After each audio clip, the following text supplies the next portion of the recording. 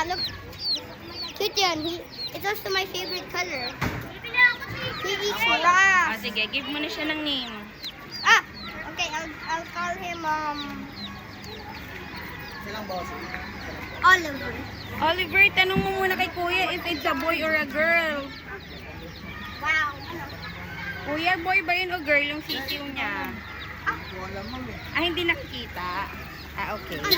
Oliver. Si Oliver. Oliver na lang. Ay, baka mamaya girl pala yan. Papacheck natin kay Lolo, ha? Okay.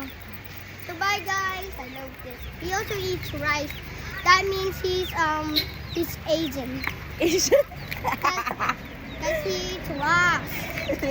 Rocks. Ah, sabihin mo na, we'll go home So, na muna.